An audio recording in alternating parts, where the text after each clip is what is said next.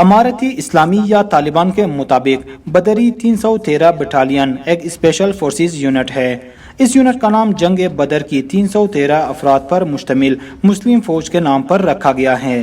ان کے خاص مقصد صحرائی جنگ، براہ راست کارروائی، گوریلا جنگ، پہاڑی جنگ اور چاپہ مار کارروائیاں شامل ہیں۔